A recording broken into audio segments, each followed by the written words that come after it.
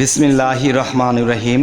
হে সমস্ত জগতবাসী, আজ আমি শামীম আলী চিশতি আপনাদের সামনে যে আলোচনাটি নিয়ে এসেছি সেই আলোচনাটি অবশ্যই মনোযোগের সাথে মনোযোগ সহকারে শুনবেন ইনশাআল্লাহ। কেননা যে আজকের হেডলাইনে যেটা পেয়েছেন আপনারা, যে তরিকা করে মানুষ মারা যায়, আবার এই মরার মধ্যে কয়েকটা ভাগ আছে।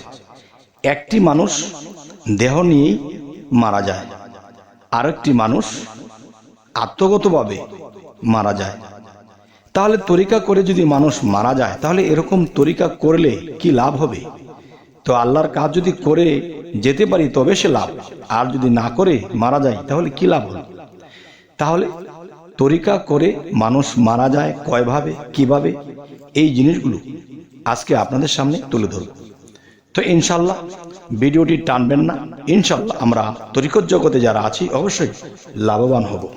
সেই কথাগুলো হলো, দেখুন, মানুষ একটা পীরের কাছে বায়াত হলো, যা দেখা গেছে যে একটা মুর্শিদের কাছে বায়াত হলো। সে হয়তো কামেল হতে পারে বা কামেল কম হতে পারে। তাহলে মুরিদ হওয়ার পরে বিশ্বাস ভক্তির সাথে সাধনা করে, সাধনা করার পরে কিছু মানুষ আল্লাহর তরফ হইতে কিছু পায়, কিছু দেখে। তখন কি করে? তার কিছু জ্ঞান অর্জন হয়েছে, সে দুই কথা মানুষকে বলতে পারে।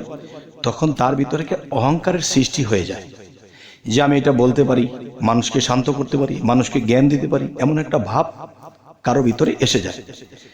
তখন দেখা যায় সে জানে না যে তার থেকে অনেক উচ্চ স্তরের জ্ঞানী রয়ে গেছে, যারা আল্লাহর দর্শন লাভ করেছে, আল্লাহকে লাভ করেছে। সে দেখা যায় কোনো মানুষ আল্লাহর ওলি হয়ে বসে আছে। আর আল্লাহ কিন্তু কোরআনে বলেছেন যে দেখো, আমার ওলির সাথে যারা যুদ্ধ ঘোষণা করবে, মনে রেখো আমি তার সাথে যুদ্ধ ঘোষণা করব। আল্লাহ কিন্তু একটি কোরআনে বলেছেন। তাহলে এখন যে বিষয়টি বোঝাতে যাচ্ছি, একজন ওলিয়া উলিয়াকে কিন্তু দেখা যায় না। দেখা যায় সে রিক্সাওয়ালার মতো, দেখা যায় সে দিনমজুর কুলিগিরি করে। তো এরকম মানুষ দেখে দেখা যায় এক জায়গায় একটু বসে আছে, তখন দেখা যায় তাকে একটু পাগল ফকিরের মতো লাগে। তখন কি করা হলো?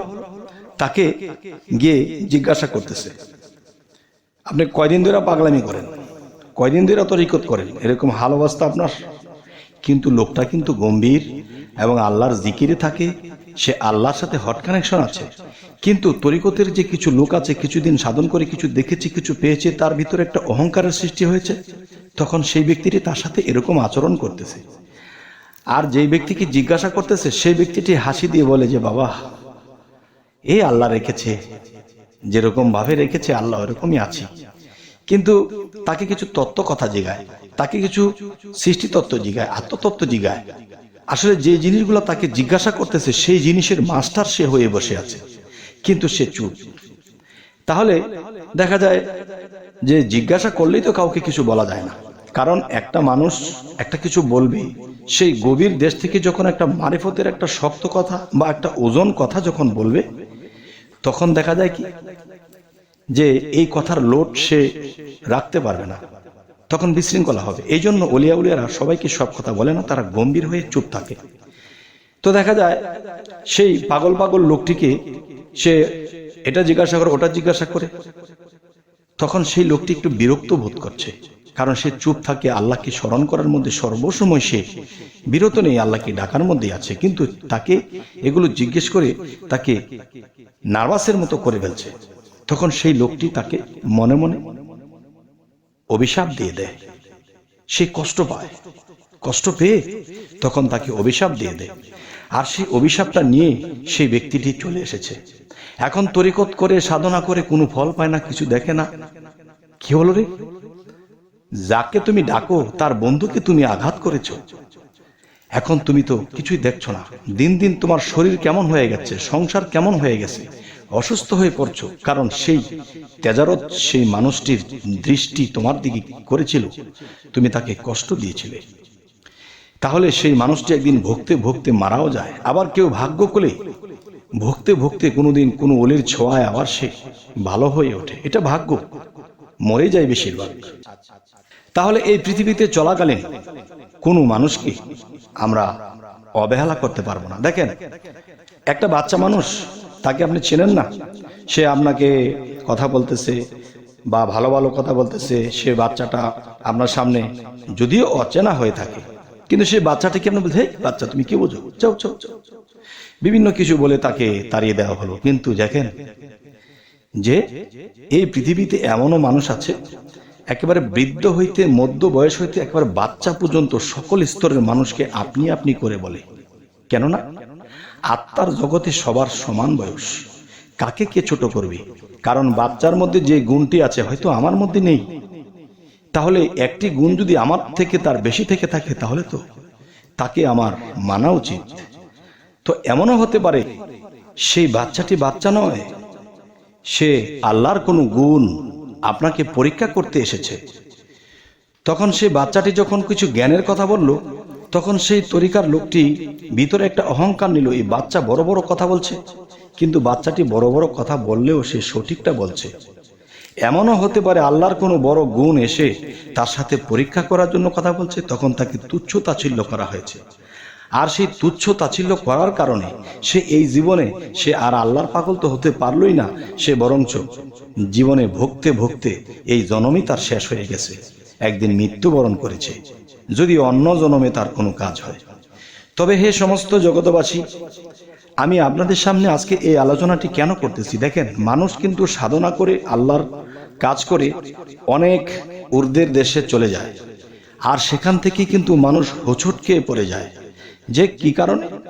একটু মিথ্যা, একটু অহংকার, একটু বরত্ব সাজার জন্য সে কাউকে তুচ্ছ তাচ্ছিল্য করেছে, যার ফলে সে এই জনমই তার শেষ হয়ে গেছে। হে মানুষ, হে সকল তরিকতপন্থী, হে সকল কামেল মসজিদের ভক্তগণ, আমি আপনাদের সকলকে বলছি, দেখেন, আমি এমনও মানুষ দেখেছি, যখন আমি আমার মুর্শিদের বাড়িতে, আজকে 17-18 বছর আগের কথা বলছি, আমি যখন এতিমের মতো আমার মুর্শিদের বাড়িতে গিয়েছি, তখন ওরস মাহফিল হচ্ছে। ওই সময় দেখছি একটি লোক মধ্যবয়সী, সে এসে যাকে পায় তার পায়েই সালাম করে, যাকে পায় তাকেই সালাম করে। তো আমি এই দৃশ্য দেখতেছি, আর এই ব্যক্তির কাছে আমি একটা ভালো একটা শিক্ষা অর্জন করেছি প্র্যাকটিক্যালি। আপনারাও ইনশাল্লাহ এই শিক্ষাটি পেয়ে যাবেন, আর এটা যদি ধরে রাখতে পারেন ইনশাল্লাহ মানব জীবন ধন্য হয়ে যাবে। দেখুন, সেই লোকটা একটা বাচ্চার পায়ে সালাম করছে, একটা মুরব্বীর পায়ে সালাম করছে, একটা মধ্যবয়সী, একটা মেয়ে হোক ছেলে হোক, সবার পায়ে খালি সালাম করতেছে। তখন সে আস্তে আস্তে সে আমার পর্যন্ত এসে গেল। আমি কই, বাবারে, আমাকে পাপী বানাইও না, আমার পায়ে ছুঁয়ো না। তখন কইল যে, দেখেন, আমাকে ঠকাবেন কেন, আর আমি কেন ঠকবো? যে আমি তো এসেছি সালাম শ্রদ্ধা করতে, মানুষের মধ্যে আল্লাহ বিরাজ। আচ্ছা, তারপরে বললাম যে, দেখো বাবা, আমি তো এখনো কিছু বুঝি না, এখনো কিছু জানি না, আমি নিজেকে পাপী মনে হয়।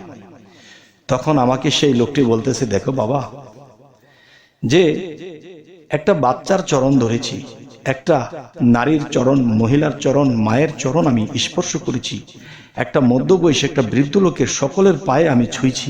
আমি তো অন্ধ বাবা, আমি তো বুঝি না যে এর মধ্যে কোন চরণটা ভগবানের চরণ হতে পারে, খোদার চরণ হতে পারে।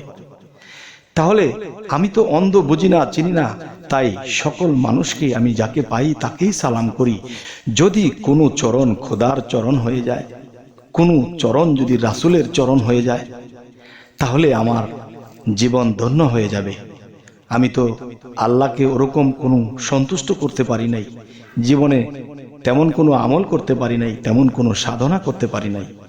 যদি ভাগ্যক্রমে কোনো চরণ যদি আল্লাহর চরণ হয়ে যায়, তাহলে আমার এই মানব জীবনটা ধন্য হয়ে যাবে।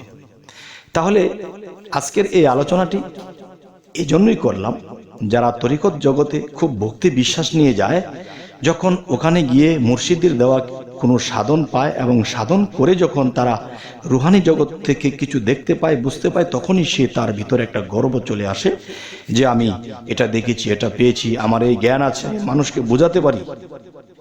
তখনই সেই মানুষটি ভিতরে একটা অহংকারের বাতি জ্বলে ওঠে, আর সেই অহংকারের কারণে সে একদিন দুনিয়াতে কোনো বেয়াদবির কারণে সে তার এই জীবনটাই তছনছ হয়ে যায়। তাহলে আমি বলবো, হে সমস্ত জগতবাসী, আল্লাহ কিন্তু এটাও বলেছে যে দেখো, তোমরা আমাকে একটা গালি দিয়ে কথা বলেছো, আমাকে একটু এরকম সেরকম বলেছো, আমি তোমাদের কিচ্ছু বলবো না, কিন্তু দেখো আমার বন্ধুদের সাথে কখনো বেয়াদবি করো না। যদি আমার কোনো বন্ধুর সাথে বেয়াদবি করো তাহলে আমি সইতে পারি না। কারণ আমার বন্ধু, পৃথিবীতে যারা আমার বন্ধু হয়েছে তারা অনেক ত্যাগ করেছে আমার জন্য, অনেক কেঁদেছে, অনেক সাধনা করেছে, নিজের জীবনটাকে তছনছ করে দিয়েছে আমার জন্য। আর সেই বন্ধুদেরকে যদি কেউ আঘাত করে, সেই আঘাত আমি আল্লাহর মধ্যে লাগে। হে সমস্ত জগতবাসী, আজকের এই আলোচনাগুলো অবশ্যই আপনারা মন দিয়ে শুনছেন। দেখেন, মানুষ জীবনে অনেক আমল করে, অনেক সাধনা করে, অনেক কিছু করে, অনেক উচ্চস্থ লাভ করেও দাপাস করে পড়ে যায় যখন এ ধরনের কোনো ভুল হয়ে যায়। এই জন্য এই পৃথিবীর সমস্ত মানুষের চরণে হাত রাখার চেষ্টা করব। কারণ দেখেন, একটা কলস টেবিলের উপরে আর একটা কলস মাটিতে, যদি আমি পানি আনতে যাই তাহলে সেই কলসটা নিচে, আমার কলসটা রাখতে হবে, তাহলে উপর থেকে পানিটা নিচে আসবে, পানির গতি নিচের দিকে। আর যদি সেই কলসের সমানে সমানে নিয়ে রাখি তাহলে দেখা যাবে কি, সেই কলস থেকে এই কলসে পানি আসবে না যদি আমি নিচে না রাখি। তাহলে এই পৃথিবীর মানুষ যদি কোনো ওলিয়া উলিয়ার দরবারে, কোনো সাধু পুরুষের কাছে, যদি কোনো কামেল ব্যক্তির কাছে যায়, তাহলে তার কাছে গেলে তার চরণের তলে বসো, তার নিচে বসো, উপরে বসো না। কারণ নিচের দিকে যখন তোমার দিকে দৃষ্টি করবে তখন সেই ওলিয়া আউলিয়ার তার মধ্য হতে তোমার মধ্যে সেই জ্ঞানের আলো প্রকাশ হবে, তোমার মধ্যে সে ফায়াত যাবে, তোমার জীবনে যদি কোনো পাপ থাকে সেই পাপটাও কেটে যাবে, আর সেখানে আল্লাহর কামিয়াবিতে ভরপুর হয়ে যাবে। তাই বলি কি, হে সমস্ত জগতবাসী, আমরা অন্ততপক্ষে এই ভুলটা কখনোই করব না। তো আজকের এই আলোচনা আপনাদের যদি ভালো লাগে তো অবশ্যই আমরা চেষ্টা করব এরকমভাবে চলার, এরকমভাবে বলার, এরকম সাহায্য সহযোগিতার। নিজে খেয়েছি না খেয়েছি চিন্তা নয়, কে কষ্টে আছে তাকে হেল্প করব, সাহায্য করব যতটুকু তৌফিক আছে। তবে আজকের এই আলোচনা আপনাদের সামনে করেছি, আপনারা আমাকে অবশ্যই জানাবেন আমি কি কিছু ভুল বলেছি। যদি সত্য বলে থাকি অবশ্যই জানাবেন, যদি মিথ্যা কোনো কথা হয়ে থাকে তবু আমাকে জানাবেন। হে সমস্ত জগতবাসী, আমাদের এই চ্যানেলটি যদি আপনাদের ভালো লাগে তো অবশ্যই সাবস্ক্রাইব করে নেবেন। যদি ফেসবুক হয়ে থাকে তাহলে অবশ্যই ফলো রাখবেন, যাতে করে পরবর্তীতে আপনাদেরকে ভালো ভালো আলোচনা পাঠাতে পারি। সকলেই ভালো থাকবেন। আল্লাহ হাফেজ।